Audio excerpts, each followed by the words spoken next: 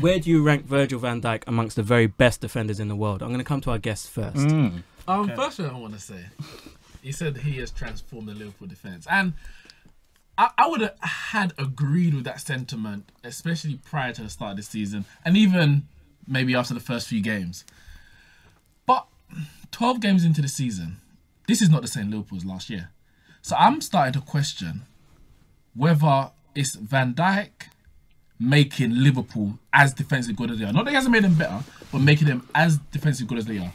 Or has Klopp just changed his approach and Liverpool changed their approach the way they approaching games? They're not scoring as many goals. They're not attacking in the same way that they were last season.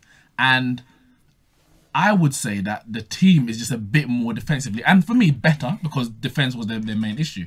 I think they're just a bit more defensive than they were last year. Some of that down to Van Dijk, but some of it you have to give credit to Klopp. So that's the first thing I'll say. It's not all down to him. I think you have to talk about him as a top 5 in the world. Damn straight. That's right. But I wouldn't put him in the top 5. You talk about him, you discuss him, but I wouldn't put him in the top 5. Ooh, Matt. I wouldn't. Okay. No. I like how I see the look on your face there. You got something to say. Go. Yeah. Let me reply, bro.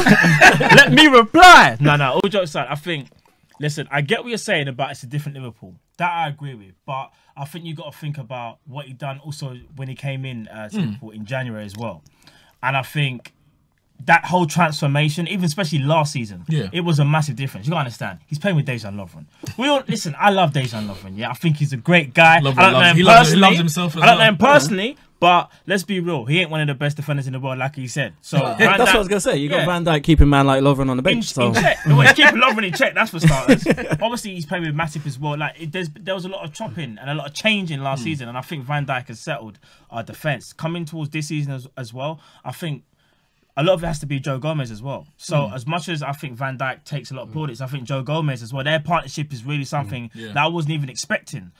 But for me personally, he's got to be in the conversation because if I'm not mistaken, you might have to double check this stat. Since Van Dijk has come into Liverpool, we have only conceded 14 goals, bro. 14. Yeah. And if I'm not mistaken as well, I think at home, I think only the other day was the first time we conceded in months. So I think a lot of that has to do with Van Dijk. I think he's improved people alongside him, and I think confidence he's brought with him. Yeah, definitely. You know what I'm saying? Because even the goalkeeper, like, we just look more assured. I mean, it's a different goalkeeper to last. Yeah, it is. 100%. Thankfully for you guys. Yeah, thankfully for us. So, but yeah. Hava, what are your? Because I know you've had a little bit to say about Van Dijk. Yeah. No, we'll come to you now. Basically, look, I mean, everyone knows that the official football rankings in the world come from the Harvard Football Hall, which is of course is tier 1, tier 2, tier 3, and Chief Oga, which is the main one. He's tier 2. I think I had him in tier 3 before because I said, look, man, I need you to give me a season. I don't think I can put him in the same I can put him in the same category as a Godin or a Koulibaly. I think Godin, Koulibaly, I think they're out and out the best defenders out there.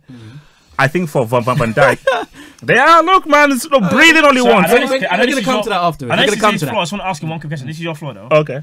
What separates Koulibaly from Van Dijk? And correct me if I'm wrong, what has Koulibaly won at Napoli? Koulibaly has been playing at a very high level for the past, I would say, at least 3 years. He's done it in the Serie A and in the Champions League as well. I've not yet seen Van Dijk for at least 3 years play at a high level. Koulibaly has played at a high level and he has been regarded as a top defender for at least the last 3 years for Napoli in Serie A and in the Champions League as well and in Senegal as well because I've been watching Senegal in Nations Cups as well. He's been top. So I think to put Van Dijk in the same category, no, you have to have done this for about 3 years where you've been a top defender for at least 2 or 3 years. Van Dijk's never thrown his own teteammate in front of a player. I saw that. I saw that. Tackle him, man. Ruiz, push man like, I'm thinking to do something. Movie there. But let's put it. No. I mean, Van Dijk is basically he's the modern defender. Like he has improved Liverpool. You can say okay, it's because of how Liverpool have changed their football, so they're more defensive minded, which benefits the defenders.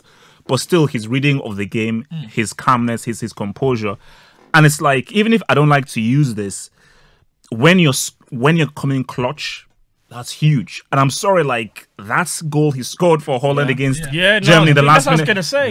That's your captain. And as a defender, and also, Did people see the sheets of paper? Yeah, Basically, Koeman actually had Van Dijk as a striker in the last 5 minutes. So that's great. But I think let's see what he does.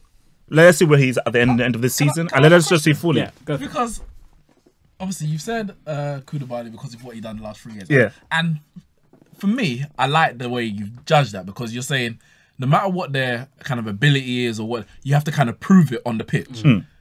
But are you not taking his ability that you've seen during his time at Liverpool or during his time at Southampton? Because granted, he wasn't playing in the Champions League, but he was playing in the same division, which is a division that most would say, you might not agree, I don't know, most would say is higher than that of Serie A. But he was playing in Serie A, sorry, in the Premier League. At Celtic, I believe he would have played in the Champions League for some years. Yeah.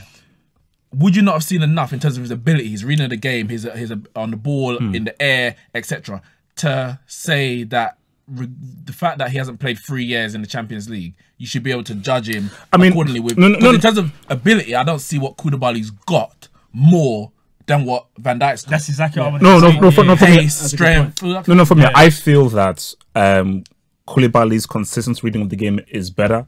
I think Koulibaly is better on the ball, bringing the ball out of the ball, and I believe that his that's what I feel. Okay, right. You know, and I feel like him, like aerially as well. I just think that there is more assurance I have in Koulibaly than I do in Van Dijk.